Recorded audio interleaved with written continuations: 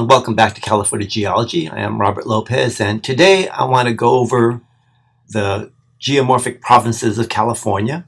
So here, looking at the first slide, remember a geomorphic, right? Morph means shape, and in this case, the shape is due to geology, right? And there's 11 natural provinces, and on a map like this, you should be able to recognize or identify these natural provinces. In fact, on the Canvas site, I have a little quiz you can take on these provinces. Now, looking at the next slide here, the first province I want to talk about is the Colorado Desert Province down here in the southeastern part of the state. And really what this province is, it's the on-land extension of the East Pacific Rise.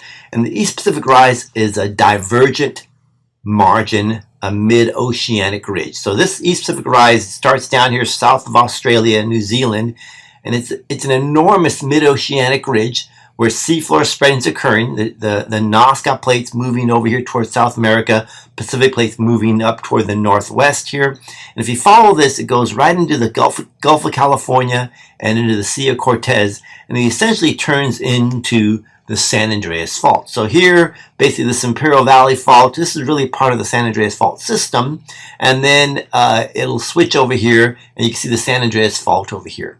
And one of the first valleys we see in California, in this Colorado Desert Province, is the Salton Trough, which is below sea level. And this Salton Trough is bordered on the northeast here by the San Andreas Fault, and on the southeast by the San Jacinto Fault. So those are some questions I have on that. And then geologically, it's what geologists call a pull-apart basin, right? So this pull-apart basin is where there are tensional forces that are literally pulling this apart and making this basin, which is below sea level, right? And in the southern part of the basin of the Salton Sea here, there are actually volcanoes. Little lava domes resulting from this tensional forces. So here's the San Andreas Fault, clearly over here, and then the San Jacinto Fault on this side over here. And then this again shows, I like this picture here, which is showing kind of this pulling apart. See the two arrows which are pulling apart here? Again, showing this tensional force creating these basins. And then this is a picture looking from actually from Joshua Tree down into the Coachella Valley, the Salton Trough. Palm Springs is out over here, and this is the San Jacinto Fault right here. And this is the San Jacinto Range here in the coastal mountains.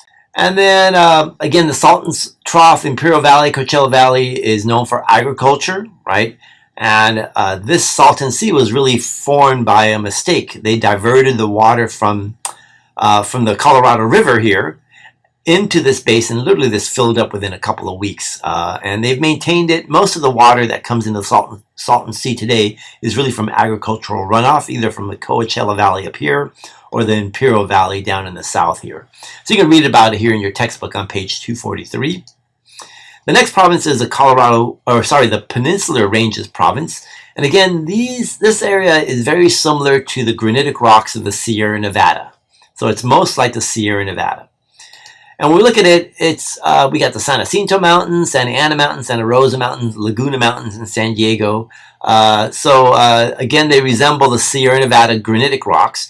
And if you look at their ages, so these are all granites. In fact, this is the Laguna Mountains down here in San Diego. But you can see if you follow these farther south, it goes into Baja California. So the northern Baja California is composed of these same granitic rocks, again, very closely related to our Sierra Nevada over here in California. And note their ages. They're about 97 million, about 100 million years to 90 million years old. Well, that's Cretaceous age, and the bulk of the granites in the Sierra Nevada are also Cretaceous in age. Then the next one here are the transverse ranges. So they're a geologic oddity. Why are these ranges going east-west when basically all the other provinces are kind of pretty much going north-south? And that's because of the Big Bend in the San Andreas Fault. So just note this Big Bend. This Big Bend causes something called a restraining bend, where forces of the tectonic plate, the Pacific plate moving north, are colliding with forces of the North American plate, which are moving south. So this collisional zone here causes compression, and you get uplift of these transverse ranges. In fact, this bend, because it bends here toward the left, is called a restraining bend. Restraining bend.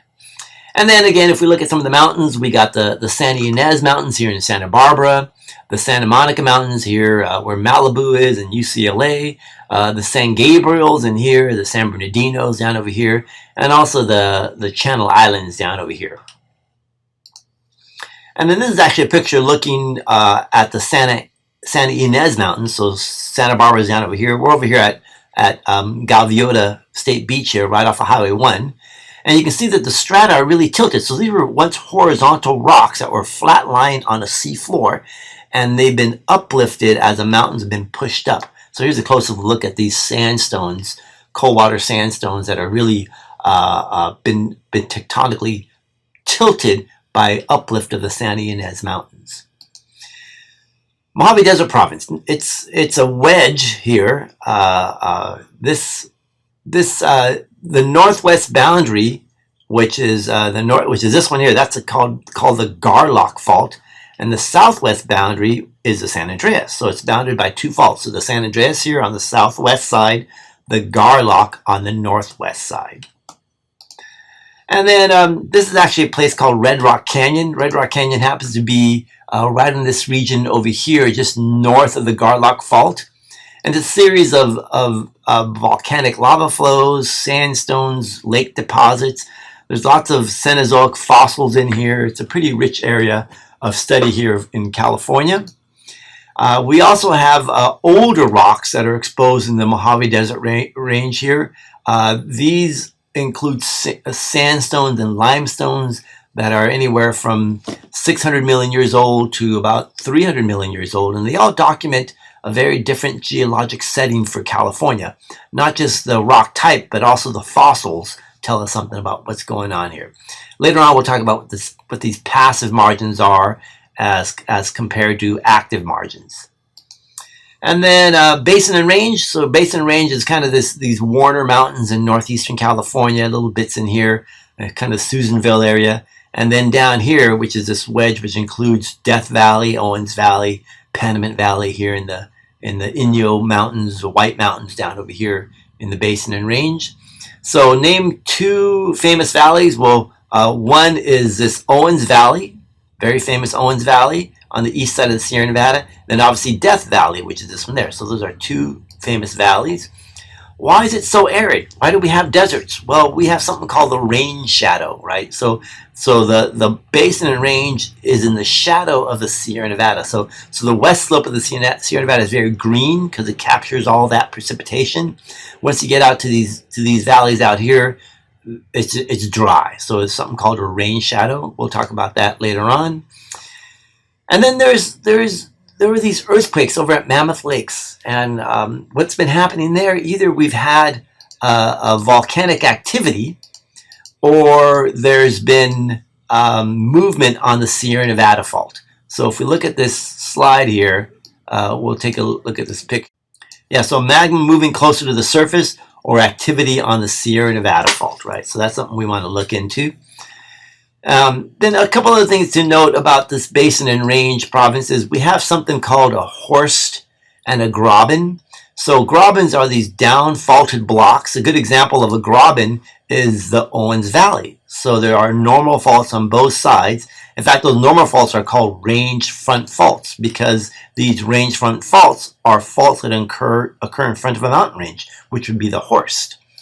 And so, for example, there's a range front fault here. This is a Sierra Nevada fault, and here's a range, which is a high Sierra Nevada in this case. And then this is a picture of a class I took out there. So here's a peak up in the High Sierra, and then this faulting occurred in the 1872 earthquake here in California. And then here's a little scarp showing the range front fault in front of the Black Mountains here in Death Valley. In fact, this is a kind of the pull-off for Badwater in Death Valley. But you can see that the mountains are being pushed up, the valley is being dropped down. So that's a little fault scarp there. And then we look here, another important thing about the basins of the basin and range, if you look at all of them, there's these dry lake beds or salt flats. So that means that all these basins at some point in their history must have had water in them. And so one of the questions I have are what are two lines of evidence that tell us that there were high lake levels in these ice age lakes? And really, when the glaciers melted, the waters flowed into this basin and range and eventually have evaporated since then as the climate has changed. And the two lines of evidence, one is that we have these tufa towers.